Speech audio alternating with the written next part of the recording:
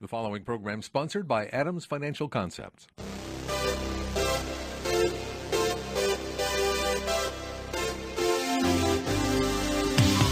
About Money, a different approach to investing you won't hear anywhere else. Your host, Mike Adams, is a registered investment advisor and works with investment portfolios exceeding over $100,000 in net worth, and has a proven track record of managing long-term investments surpassing the markets in the long term. The information shared on the following program is for educational purposes only, and any investment advice given may not be suitable for all investors. And now, here's Mike. It is Thursday, and we are talking about money. It could be Friday, too, because this program is rebroadcast on Fridays, or it could be Saturday evening because we're rebroadcast on Saturday evenings. Whichever one you're listening to, we're happy you're here. You can always like Adams Financial Concepts on Facebook. You can follow us on Twitter, About Money. You can like About Money on Facebook, too. So Twitter or Facebook. Do either one. Would like to have you. Anyway, I have a question for you to start off the program today. We have a great program, by the way. We have a really interesting guest. I have some interesting things to share. But I want to start with a question. If you're the head of a country, if you're head of a country, it's kind of backwards. It's not well developed. And you have a lot of people living in abject poverty, where they're living in what would be equivalent of slums. Just horrible situations. And you have a delegation from some prosperous countries, some people you really want to impress. What do? You don't want to show them how people are just living in squalor. So what do? Well, that was the issue that faced Catherine the Great in the 1700s.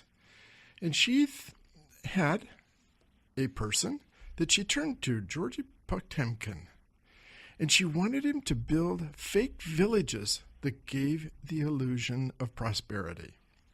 She wanted the foreign dignitaries to see how wonderful people lived in Russia. They lived in these wonderful villages, and they were just well cared for, and they were making money, and they were living very well. You know, it was a total illusion. Not really real. And we get the phrase Potemkin village as a metaphor for things that look elaborate and impressive, but really have no substance. And in a lot of ways, we live in a world with a lot of spin. You know, right now, we're going through, and President Trump has proposed a new tax plan, or tax breaks, or tax cuts, whatever you want to call it. You know, but there's a question as to how you offset the tax cuts. So they're going to add revenue enhancements.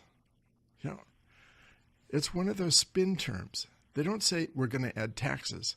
They're going to enhance revenues. You know, we live in a business world. This is a business radio, and we talk about non-performing assets. What we're really talking about are failed business ventures. I like some of those that the military uses, like collateral damage. That means civilian deaths. And two that I really love that's used by the military is a vertically deployed anti-personnel device. We drop those on people, vertically deployed anti-personnel devices. In the old days, we used to just call them bombs. And the other one that I really like is servicing the target. Servicing the target. That actually means killing the enemy. Almost everyone understands those half-truths, the weasel works, the slick images. But, you know, there's a lot that goes not mentioned. Studies that are funded by corporations, but they're not, and they're advertised as news, not corporate-funded projects or studies. Some are diametrically opposed to positions by independent groups, the Consumers Union, or the new Consumers Federation of America. Some of those are accurate and complete. You know, over the past years, we've seen Redux that was defended. It was finally taken off the market because it caused heart problems. We've seen studies done by Anheuser-Busch and Pfizer and Philip Morris and Allstate and American Cyanamid, Eli Lilly, Exxon, Monsanto, Upjohn, one after another, showing the benefits of their product when they might not be beneficial at all. And the fact is, science has their own way of showing things. And they look at things, they begin with assuming that a theory is false, and they try to prove that it's false. And if they can't prove it false, then it becomes a positive proof. Pseudoscience is so vague that it can't be proven true or false. And oftentimes, that pseudoscience is used to support some of the big things that we've seen in history.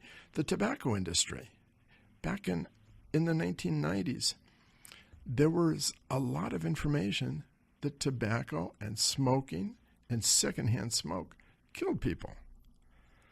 But there were 13 scientists that wrote papers.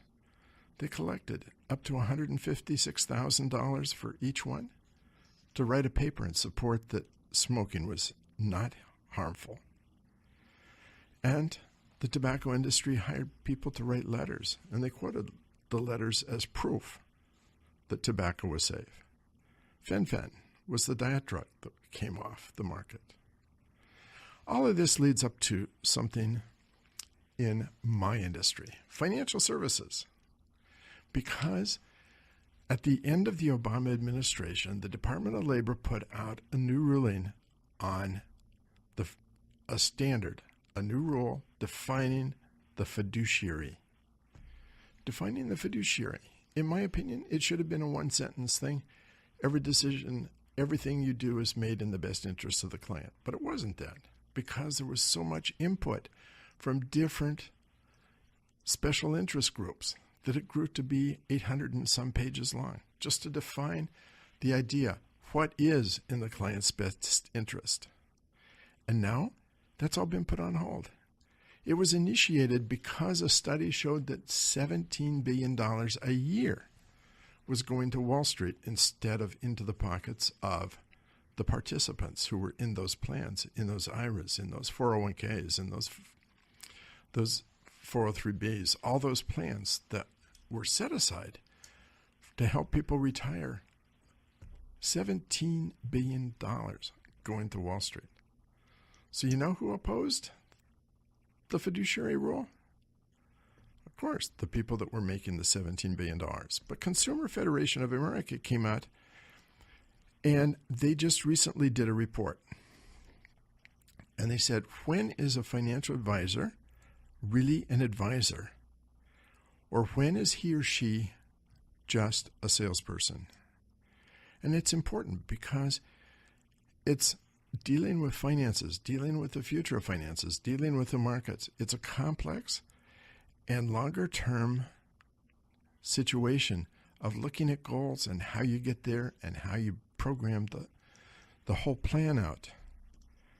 It affects retirement. I've talked any number of times on the program about the difference between having a solid retirement and having one that's mediocre.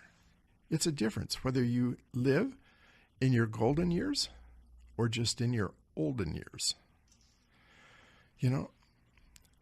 Most people recognize that salespeople look out for their own interest. Salespeople look out for their own earnings. Advisors, advice should be held to a higher standard. But the large companies, the large broker-dealers, hold out their financial advisors as giving financial advice. That's the focus. I recently had a new client that came and had been to another financial advisor who held himself out as being an advisor and giving good advice. The person was into his late 60s, and their total nest egg was about $350,000. That's the total they'd saved. And he went to an advisor who put him into two investments. Number one, $125,000 or so went into an annuity, which paid the financial advisor, the broker, 8%. The other $200,000+ went into a private placement that was investing in Brazilian factored paper. Now, what factored paper is when companies have receivables on the books, but they have a cash shortage, they sell their receivables for 80 or 90 or 75 cents on the dollar. It can be very profitable. But here it is in Brazil, a company that's the economy is collapsing. Companies whose receivables and are having trouble collecting their money. You know, it was a product that was supposed to pay 12% to the client, but it also paid 9% per year to the advisor. It paid 6% override to a regional advisor.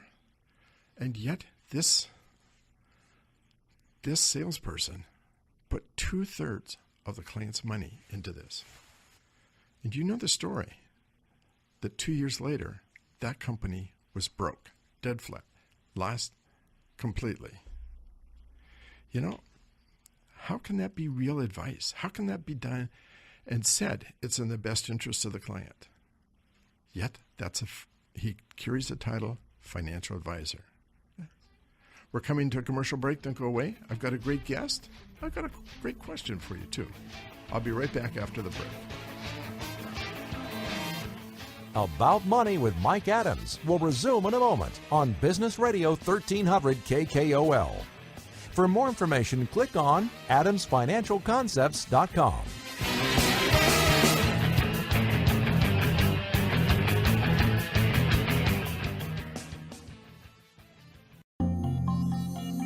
Did you know the 20-year annualized S&P return was 8.19%, while the 20-year annualized return for the average equity mutual fund investor was just 4.67%? That's a gap of 3.52%. It doesn't sound like much now, but it could mean the difference between retiring in comfort and running out of money.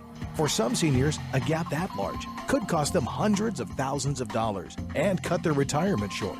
Don't run out of money. Call Mike Adams of Adams Financial Concepts today, 206-903-1019, and learn more about how you can, 1, create wealth for retirement, and 2, protect yourself from running out of money. Adams Financial Concepts specializes in creating and maintaining wealth. Call today, 206-903-1019, or log on to adamsfinancialconcepts.com. That's adamsfinancialconcepts.com. FINRA SIPC. We're back with more about money. For details on what you hear on today's show, visit adamsfinancialconcepts.com. Now, here again is Mike Adams. I've been talking about the financial services industry, about the Potemkin Village. But you know, when I got started on this whole thing, I forgot the first bit of my notes. I was going to ask you a question about what product developed in the 1800s,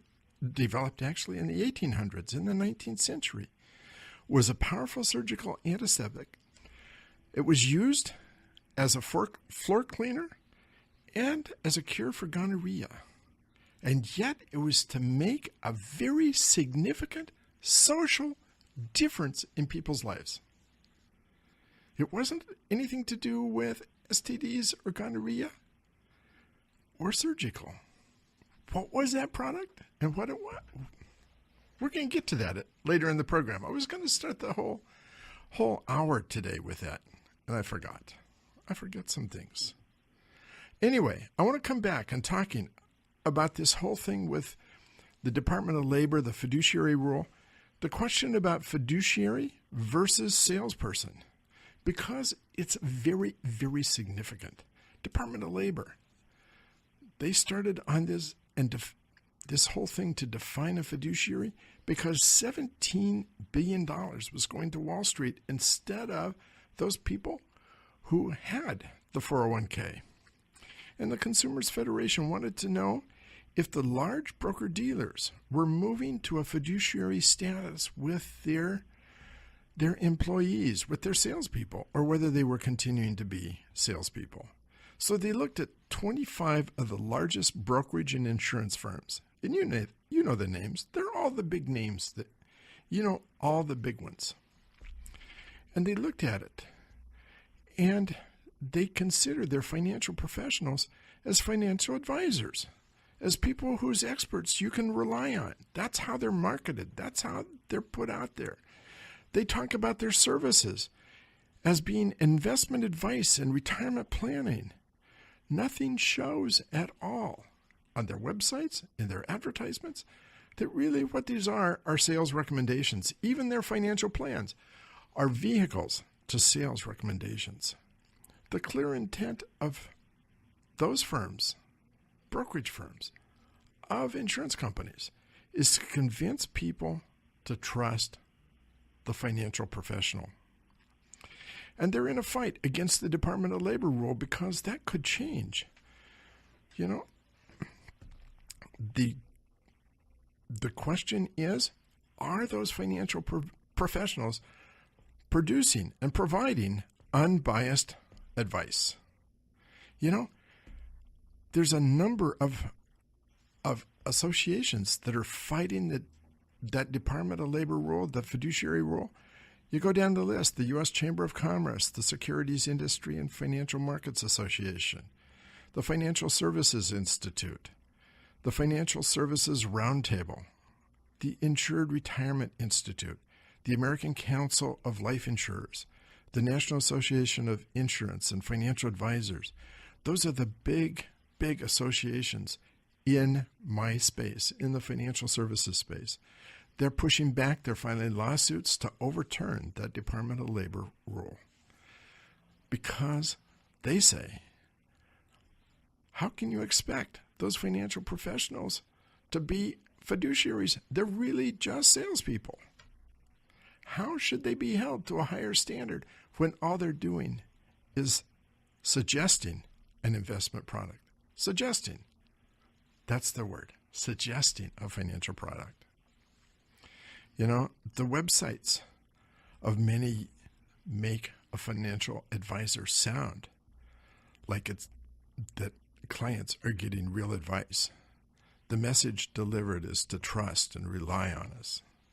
But even in court cases, the Public Investors Arbitration and Bar Association study showed that those same firms, when they rely on defense, when they're defending their salesperson, are saying these are simply salespeople. They're not advisors. They're not giving advice. They're selling a product. It's like the programs that I've done that 10 is the new 4. There's 2 ways to look at investing. One is to put all your eggs in one basket. One is to not put all your eggs in one basket. If you put all your eggs in one basket, the idea is to watch the basket. And the less risk diversified, the greater the returns. And the more diversified, the less volatility you get. And the big firms are happy to diversify. People can't sue for a lost opportunity. They can only sue for losses. So the firms don't want people to take a greater risk. They want them to be very diversified and not have the risk, not have the returns. I've talked about the latest DoL report. There's a study of all mutual fund investors. It's now 30 years old, the study.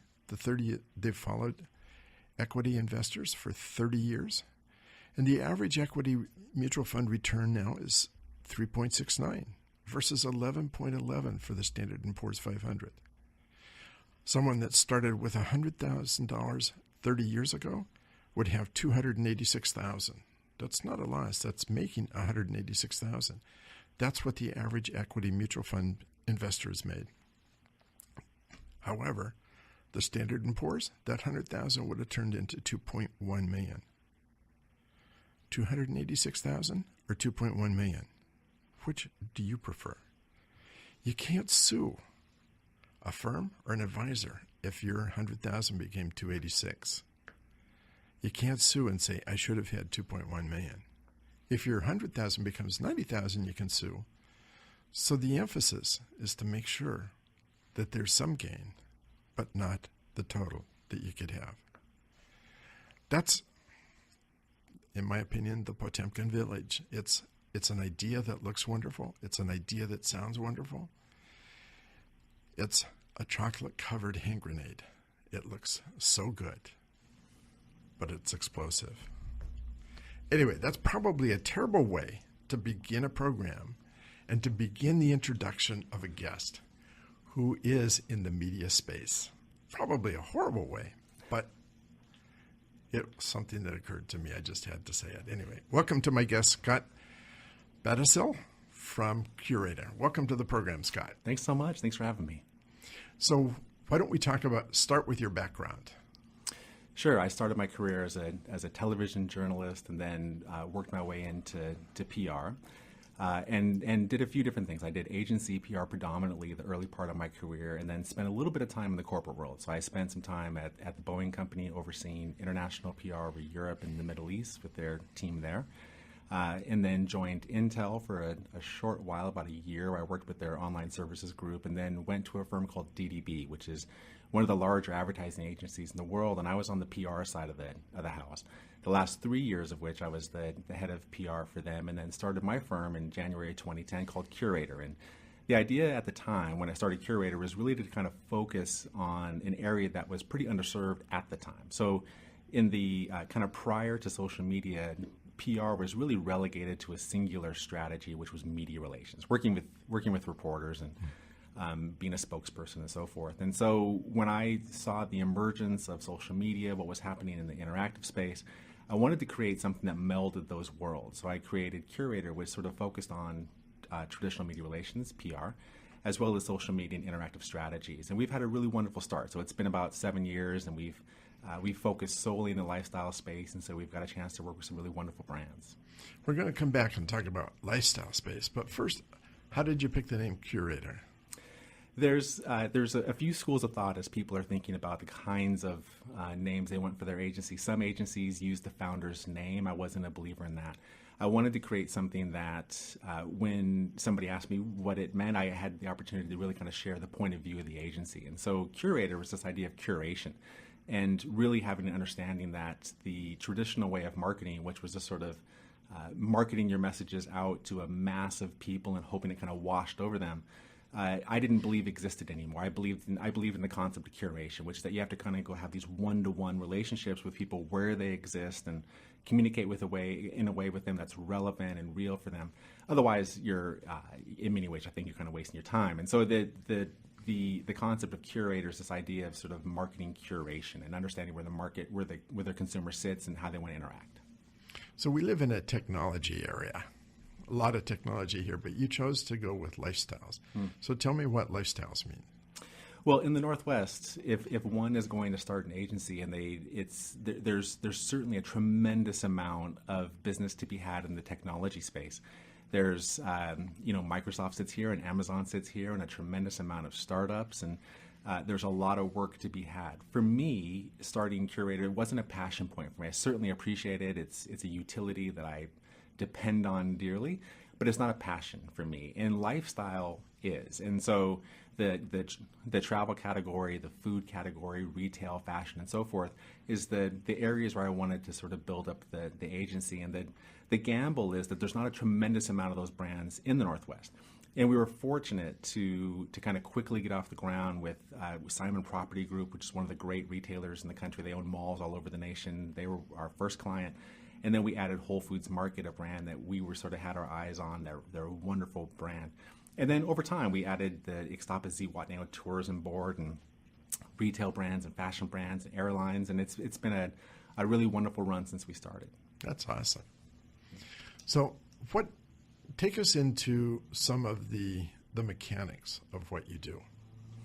So we create campaigns that really live in this space that melds those worlds together. So, there's advertising agencies we technically call that's paid media, because they're creating a concept and then buying the space through an advertiser, a magazine, or a TV show, and so forth.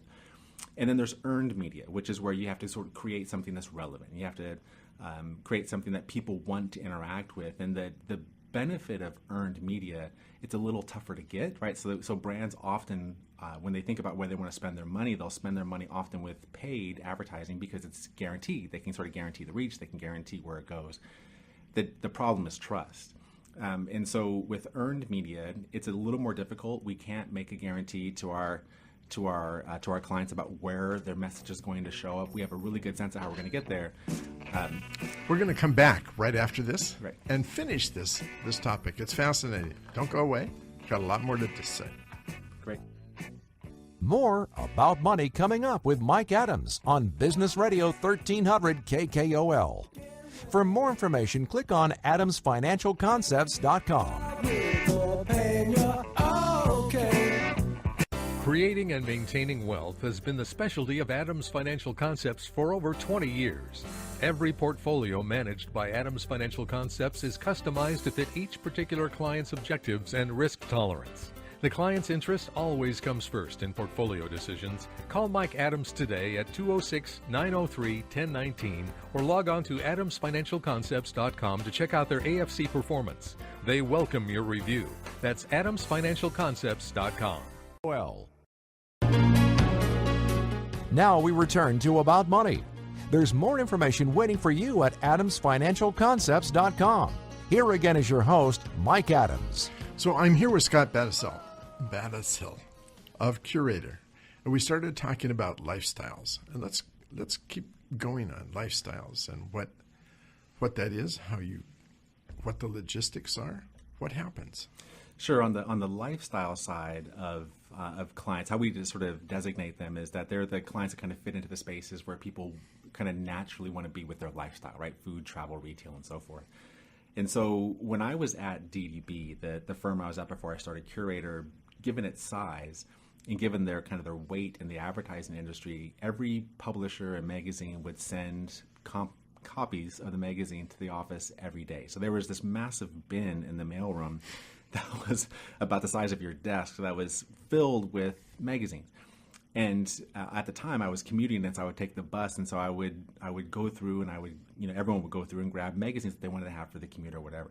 I always found myself gravitating toward Food and Wine magazine and Travel and Leisure and those sort of things versus the kind of the traditional technology or business pubs. And over time I've added more business stuff to it. But that's where my real passion lies. And so the kind of brands that fall into those spaces, so consumer packaged goods on the food side, or airlines, or resorts, so those are the kind of clients that we work with. And for us, it becomes easier for us to concept ideas because we're passionate about it. It's where in the team that I've been fortunate to bring into Curator also kind of feels the same way. And so when you have all these people that have a shared passion, they're able to develop ideas that are really exciting because it's the things they would want to do too. And so it really helps us, and it helps us to sort of be in a space that we love. So, the other day when we had lunch together, I mentioned my mother. When she grew up, she was out of the Depression, and she picked a doctor. She went to the doctor. She didn't do any research or background. When I go to the doctor, I want to know. I check the internet. I check to see how good the doctor is. I check to see the reviews. I check to see how other doctors rate the doctor. And you mentioned my mother probably did as much as she could, but times have changed. The information is available. And so talk a little bit about how that's changed. And yeah, the singular, people will often point to social media, and that is certainly the technology that's made the change possible. What's really made the change happen, though, is what we call the empowered consumer. That somebody who's in the past, before social media, before all these channels existed, like you mentioned, your mother, before she went to the doctor, she didn't have the ability to sort of go on and do all the searches that you did. Her behavior is likely the same as ours is today. She wanted to know those things. She asked her friends. She asked somebody who saw that doctor in the past if he or she liked him or her. But today, consumers are empowered to do everything you just mentioned. We can do searches. If we have a negative experience with the brand, we can tweet about it, or go to their Facebook page, or go to their Instagram, and we can make comments. And typically there's a team of people like me who are back with the brand, who then respond quickly, because there's a couple of things that are happening. They want to resolve the issue, but they also want to show that the massive number of people who are also following that conversation, how they're handling those things.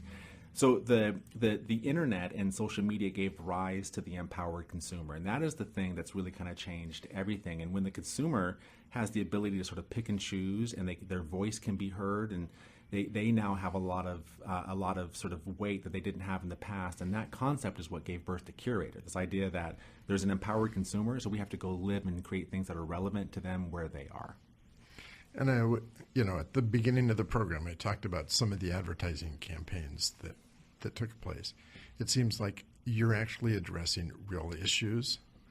And with the informed consumer, they can go check and see actually if what you're saying is true. For sure. I mean, prior to social media and prior to media the where it sits today, brands they created spin, right? They created they put down what they believed was their most beautiful self, and then they sent it over the waves, and they hoped that it washed over a consumer and that somebody listened and said yes. And as the consumer just didn't have a lot of ability to check on those claims, today they do, and that changes everything.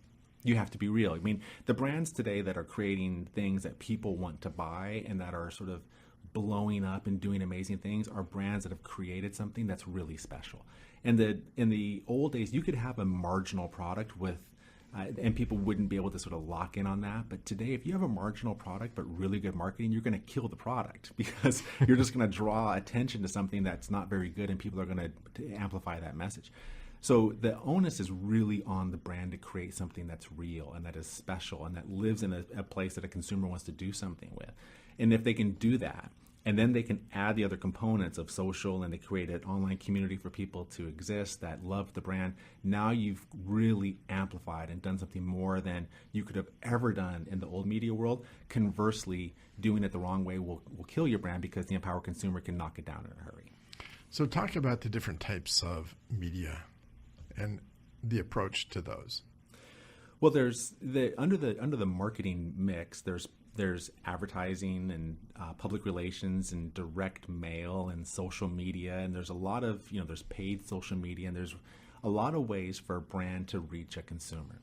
And there are a lot of studies that show that a consumer needs to see something maybe 8 or 9 times before they'll really begin to sort of perk up and pay attention to what you're talking to. Even 3 or 4 times, it just washes over. They don't lock into it. So a brand that is doing it really well, that has the budget to sort of hit all the different disciplines, is going to be pretty effective if their marketing campaign is done the right way.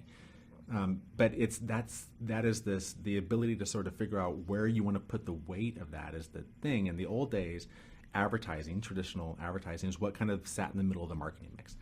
Today, earned media, PR, social media, creating content, things of that nature, if it's done really well, that should sit in the center of the marketing mix, and it should be supported by the other disciplines. There are a lot of brands today that are overspending with traditional advertising that could spend less and garner more trust if they led with earned media versus paid media. So those are the different channels that exist, and it's up to the brand to kind of figure out how much they can afford. Can they only afford one of those disciplines? If that's the case, I would suggest, not because it's the space we live in, but because it's going to be the most effective, is to start with PR or social media. If they have the budget that allows them to support it with the other disciplines, they're going to be even more effective. And what about content in the whole thing? Well, content is kind of the thing. Like as you and I talked about over lunch, it's user generated stuff. The ability for people to sort of weigh in on things gets really challenging, and creating something that people want to interact with is not as easy as it sounds. But if you can create content, if you can create things that a brand creates and then it goes and lives online, or something they react to, and the content could be simple as a video or an infographic or an article or anything that you want to create that people find value in.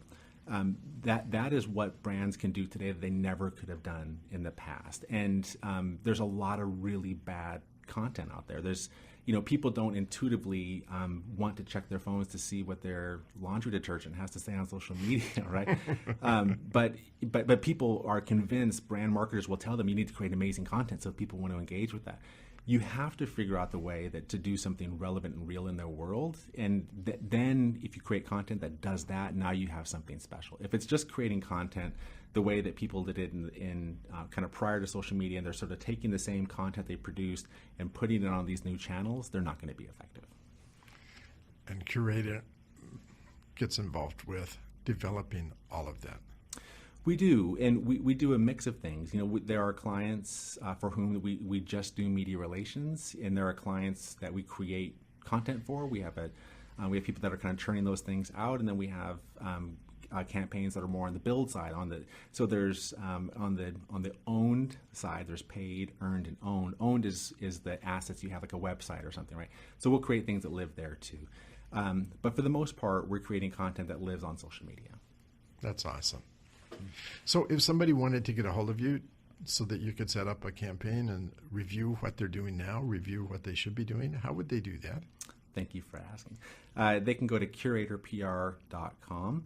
That's the easiest way to do it. And then we're also on all the social media channels too. So Curator PR is on Twitter and Facebook and Instagram, but our website, curatorpr.com, would be the best place. And once there, they can find phone numbers and things of that nature.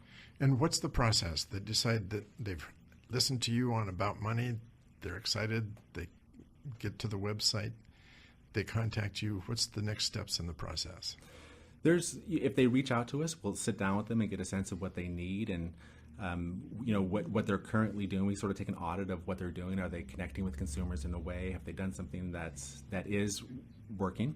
And once we sort of get a sense of where they want to go and what they want to do with their brand and the kind of audience they want to connect with, we'll go and create a brief, which is sort of our way of saying, here's where we believe you are today, here's where you want to go, and here's how we're going to take you there.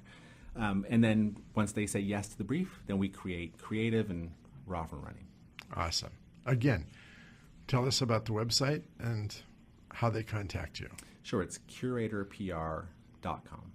That's great. Okay. Thank you. Thanks for being on the program. My pleasure. Very fascinating. Yeah, thanks for having me. So we're coming to the end of this segment. We're going to be back after the commercial break. Don't go away. And you can catch part of the program if you missed it at Adams Financial Concepts. We do a podcast. We also do YouTube. And if you sign up for Twitter, you can follow us. And we tweet live through the whole show. That's what Sarah's been doing the whole time we're here. Sarah is the producer of the show. She makes all those arrangements, and she tweets all during the show. She'll answer your tweets if you ask questions. So be lively, be quick, Twitter away. Anyway, Adams Financial Concepts, you'll find us on the web, and we have a lot to say. Our blog is there, repeating a lot of what's been on these programs. I'll be right back after the break, so don't go away. Find out what that question was that I asked. Stay tuned. About Money returns in a moment with Mike Adams here on Business Radio 1300 KKOL. For more information, click on adamsfinancialconcepts.com.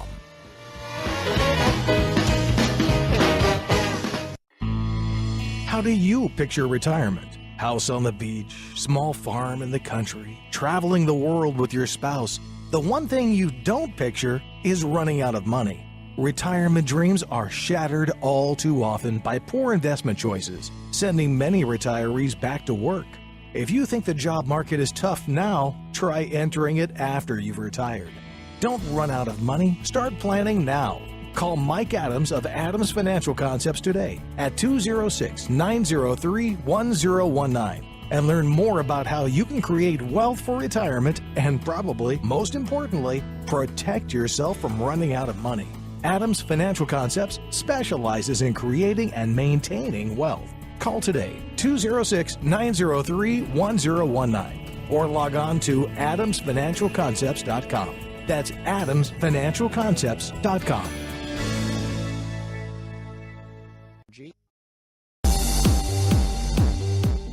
About Money continues. Remember the website adamsfinancialconcepts.com. Here's Mike. So I talked earlier in the program about a product that was developed in the 1800s, in the 19th century. It was developed as a powerful surgical antiseptic, and distilled it made a floor cleaner, and they used it to cure gonorrhea. But that's not what that product became known for. It was a product that had a tremendous social impact. It changed the way that a lot of people live.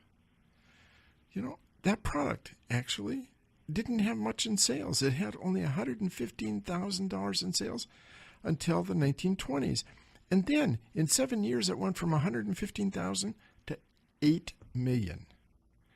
And it was pitched. It was advertised for something else. It created a new term called chronic halitosis. Chronic halitosis. The product was Listerine. And the ads that ran with that obscure medical term, bad breath. They put up an ad that showed a picture of a sad young woman, and some ads showed a sad young man. Both said that they were eager for marriage, but they were turned off by their mate's rotten breath. And they said on those ads, can I be happy with him in spite of that? Can I be happy with her in spite of that? Today we live in a world in which we don't think about bad breath. Well, we may think about it, but it's not in bad terms. But in the 1800s, the 1700s, it was not a time in which people brushed their teeth and took care of their breath. Almost everyone had bad breath, had halitosis. But here was a product that was created for as a surgical antiseptic, a floor cleaner, and to cure gonorrhea. And with a set of ads, it became a mouthwash. And now you know the rest of the story about Listerine. You know, I'm a believer that history doesn't repeat, but that it rhymes. And there's lessons to be learned from previous markets. I've been talking for the last 8 years or so about Dow 100,000. You know, when the Dow was 6,000 or 7,000 or 8,000, 100,000 seemed a long way away. Now we're approaching 21,000. Doesn't seem quite as far. But I took people through the program through a time of the Dow. You know, in 1949 to 1950, the Dow was about 200. It had increased from 1941 from about 100. And in the next 16 to 17 years, the Dow increased from 200 to almost 1,000. If you go back to the early 1940s, over that 25-year time period, it increased from 100 to 1,000. It was a strong bull market. There was new technology. There was consumer demand. The World War II had ended. There was housing. You had the GIs going back to school, getting educations. Disposable income was rising. Debt was rising. People were buying houses. People were buying cars. John Kenneth Galbraith would write the book, The Affluent Society, in which he said, we've reached the peak of affluence because everybody has this 1,200 square foot house, and almost everybody has a car, and almost everyone has a telephone, and almost everybody has a radio, and life is good. You can't expect much more than that. That was what we were coming out of from World War II to the early 50s and into the 60s. And in 1966, the Dow reached a peak of actually 999 something, and then it began to fall. And it fell until 1968, when it had fallen 20%, down to around 800. And then it began to rise again. And in the last few months of 1978, it rose back to almost 1,000. Never quite to 1,000, but almost there.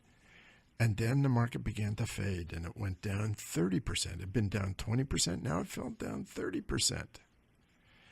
And another rally started in mid-1970. A rally started and took the Dow by the end of 1972 to almost 1,000 once again. And then the market rolled over, and in 1974 it was down almost 40%. That's almost like it was in 2008, 2009. The Dow was down 37%. You know, it was down 40% in 1974, but the market began to rally, and by 1975, early 75, it was back to almost 1,000 again. only to begin to plunge back down, and by 78 it was down to 780. And then something happened. It began to climb again, and this time it reached almost 1,000, and you had people coming out and saying it's time to short the market. It's been here time and time again, and it's going to go down again. Short the Dow, short the stocks in the Dow, short every stock you can short because the market is going down. It's been down 20%, it was down 30%, it was down 40%, it was down 20%. And now it stood at almost 1,000, and people were believing equities were done. In fact, Business Week came out with the article that equities were dead. But they weren't dead, because in August 1982, it finally broke through 1,000. Finally, 1,000. But it didn't go down. It continued with wild bounces like 1987 and 1990. It continued from 1,000 to 10,000. You know, I can remember talking to a prospect at one time when the Dow was 1,700, because I was in the business at that time. I was new in the business, and he said that he was not going to get back into the market until the Dow hit 1,300. You know, I never followed up. I never went back to see. I never went back or called him or talked to him again to see if he'd finally given up when the Dow hit 2,500, when the Dow hit 3,000, if the Dow hit 5,000. No, never did. But you know, the Dow hit 10,000, and then in March of 2000, a little over 11,000, the Dow started down. And by September of 2001, it was down to 8,800, minus 20%. Rallied back to 10,000. And then it dropped to 7,500 by September of 2002. And it began to rally again. By 2003, it was up to 10,000. And from 2003 to 2006, it went from 10 to 12,000. October of 2007, it hit 14,000. And then it started down. And by March of 2009, it was 6,600, or a little over 6,600. Not exactly similar to the 1960s and 1970s, but not that different either, was it? And now we stand at 21,000, or almost 21,000. I believe we're on our way to 100,000. I believe that the factors involved are going to be very different, but that it is time to be in the market, not out of the market. It's time to create wealth, not to put it in a mattress and hide away. A lot of people talking about the bull market is old. I think we're just at the beginning. We've got some ups and downs, and we've got some crazy swings to go through, but I believe we're on our way to 100,000. That wraps it up for today. I will be back next Thursday, Friday, and Saturday, and if you missed part of the program, you can hear it tomorrow, Friday. You can hear it'll be rebroadcast. You can hear it on Saturday. It'll be rebroadcast. Do get on Facebook and like About Money, like Adams Financial Concepts. Do add us to Twitter so that we can tweet all during the programs and ask us questions there. And until next week, have a very wonderful weekend.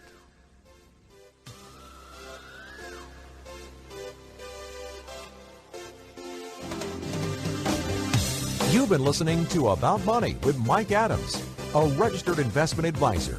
If you'd like more information about what you heard today, or about Mike's investment philosophy and strategy, or if you want Mike to evaluate your own portfolio, click on AdamsFinancialConcepts.com.